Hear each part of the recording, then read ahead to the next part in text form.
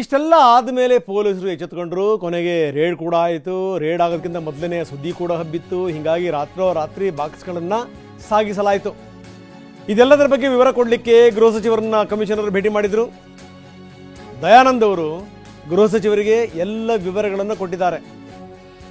Cigarette, video call, ಈ ವ್ಯವಸ್ಥೆಗಳನ್ನು ಯಾರು ಕಲ್ಪಿಸಿದ್ರು, ಏನು ಎತ್ತ, ಇದರ ಬಗ್ಗೆ ಗೃಹ ಸಚಿವರು ಕೂಡ ಪ್ರಶ್ನೆಗಳಿದ್ದಾರೆ. ಅದಕ್ಕೆ ಕಮಿಷನರ್ ಕೂಡ ಉತ್ತರ ಕೊಟ್ಟಿದ್ದಾರೆ. ನೋಡಿ, ಕಮಿಷನರು ಭೇಟಿಯಾಗಲಿಕ್ಕೆ ಹೋದಂಥ ದೃಶ್ಯಾವಳಿಗಳನ್ನು ನಾವು ನಿಮಗೆ ತೋರಿಸ್ತಾ ಇದ್ದೀವಿ. ಅದಾದಮೇಲೆ ಕಮಿಷನರ್ ಮಾತಾಡುವಂಥ ಸಂದರ್ಭದಲ್ಲಿ ಅವ್ರಿಗೆ ಮುಖ ಇರಲಿಲ್ಲ, ಪ್ರಶ್ನೆ ಬೇರೆ. ಬನ್ನಿ, ನಮ್ಮ ಪ್ರತಿನಿಧಿ ಪ್ರದೀಪ್ ಈಗ ನಮ್ಮೊಂದಿಗೆ ನೇರ ಸಂಪರ್ಕದಲ್ಲಿದ್ದಾರೆ. ಪ್ರದೀಪ್, ನಾವು ನೋಡ್ತಾ ಇದ್ವಿ ಏನೇನು ಆಗಿದೆ, ಕರ್ಮಕಾಂಡ ಎಷ್ಟರ ಮಟ್ಟಿಗೆ ಏನೇನು ನಡೀತಾ ಇದೆ ಜೈಲಿನಲ್ಲಿ, ಅದೆಲ್ಲವನ್ನು ಕೂಡ ನಾವು ತೋರಿಸಿದ್ದೀವಿ.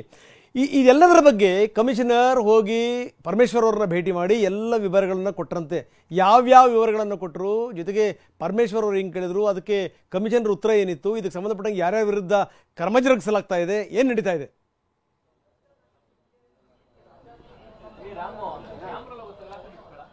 ರಂಗನಾಥ್, ರೇಣುಕಾಸ್ವಾಮಿ ಹತ್ಯೆ ಪ್ರಕರಣದಲ್ಲಿ ಜೈಲು ಸೇರಿರುವಂತಹ ನಟ ದರ್ಶನ್ಗೆ ಅಲ್ಲಿನ ರಾಜಾತಿಥ್ಯದ ಕುರಿತು ಈಗ ಆಲ್ರೆಡಿ ದೊಡ್ಡ ಚರ್ಚೆಗೆ ಗ್ರಾಸವಾಗಿರುವಂಥದ್ದು. ಈ ಕುರಿತು ಸದ್ಯ ಬೆಂಗಳೂರು ನಗರ ಕಮಿಷನರ್ ಆದಂತಹ ದಯಾನಂದ್ ಅವರು ಈ ಬಗ್ಗೆ ಮಾಹಿತಿಯನ್ನು ನೀಡಲಿಕ್ಕೆ ಇವತ್ತು ಬೆಳಿಗ್ಗೆ ಗೃಹ ಸಚಿವರ ನಿವಾಸಕ್ಕೆ ಬಂದಿದ್ರು. ಈ ವೇಳೆ ಕಾನೂನು ಮತ್ತು ಸುವ್ಯವಸ್ಥೆ ವಿಭಾಗದ ಎಡಿಜಿಪಿ ಹಿತೇಂದ್ರ ಕೂಡ ಕಮಿಷನರ್ ಜೊತೆ ಬಂದಿದ್ರು. ಇಬ್ಬರು ಸಹ ನಿನ್ನೆಯಿಂದ ಆಗಿರುವಂತಹ ಏನು ಒಂದು ವಿಡಿಯೋ ಮತ್ತು ಒಂದು ಫೋಟೋ ವೈರಲ್ ಏನಿದೆ, ಈ ಒಂದು ವಿಚಾರಕ್ಕೆ ಸಂಬಂಧಪಟ್ಟಂತ ಎಲ್ಲಾ ಮಾಹಿತಿಯನ್ನು ನೀಡಿದ್ದಾರೆ.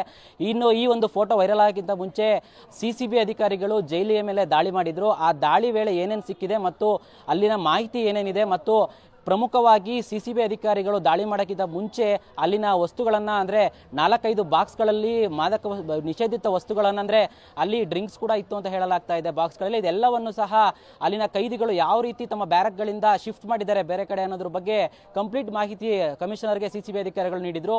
ಅದೆಲ್ಲವನ್ನು ಸಹ ಗೃಹ ಸಚಿವರಿಗೆ ಇವತ್ತು ಕಮಿಷನರ್ ಅವರು ನೀಡಿರುವಂಥದ್ದು. ಮತ್ತು ಈ ಸಂಬಂಧ ಗೃಹ ಸಚಿವರು ಯಾವ ರೀತಿ ಸೂಚನೆಯನ್ನು ಕೊಟ್ಟಿದ್ದಾರೆ ಅದನ್ನು ಕಮಿಷನರ್ ಅವರು ಸಹ ಪಾಲಿಸ್ತೀವಿ ಅಂತ ಹೇಳಿದ್ದಾರೆ. ಇನ್ನು ಇದ್ರ ಜೊತೆಗೆ ಈಗ ಆಲ್ರೆಡಿ 2 ರೀತಿಯ ತನಿಖೆಗೂ ಕೂಡ ಆಗ್ತಾ ಇರುವಂತದ್ದು. ಒಂದು, ಮಾಲಿನಿ ಕೃಷ್ಣಮೂರ್ತಿ ಅಂದ್ರೆ ಜೈಲಿನ ಡಿಐಜಿ ಆದಂತಹ ಮಾಲಿನಿ ಕೃಷ್ಣಮೂರ್ತಿ ಅವರ ನೇತೃತ್ವದಲ್ಲಿ ಒಂದು ತನಿಖೆ ಆಗ್ತಾ ಇದೆ. ಇನ್ನೊಂದು ಕಡೆ ಡಿಸಿಪಿ ಸಾರಾ ಫಾತಿಮಾ ಅವರ ನೇತೃತ್ವದಲ್ಲಿ ಇನ್ನೊಂದು ತನಿಖೆ ಆಗ್ತಾ ಇದೆ.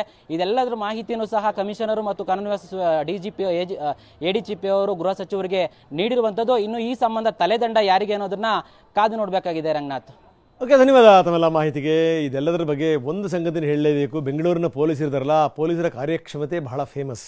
ಜೊತೆಗೇನು ಅಂತಂದರೆ, ನೀವೇನಾದರೂ ತೊಂದರೆಗಳಾದಂಥ ಸಂದರ್ಭದಲ್ಲಿ, ಏನಾದರೂ ಕೇಸ್ಗಳಾದಂಥ ಸಂದರ್ಭದಲ್ಲಿ ಬಹಳ ಚಾಕ್ಯಚಕ್ಯತೆಯಿಂದ ಭೇದಿಸ್ತಾರೆ ಅನ್ನುವಂಥ ಒಂದು ಹೆಗ್ಗಳಿಕೆ ಇದೆ ಪೊಲೀಸರಿಗೆ. ಆದರೆ ಈ ಘಟನಾವಳಿಗಳನ್ನು ನೋಡಿ, ಎಲ್ಲದನ್ನೂ ಸಪ್ಲೈ ಮಾಡೋದಿದೆಯಲ್ಲ, ಪೊಲೀಸರ ಬೆಂಬಲ ಇಲ್ಲದೇ, ಪೊಲೀಸರ ಸಹಕಾರ ಇಲ್ಲದೇ ಆಗತ್ತಾ?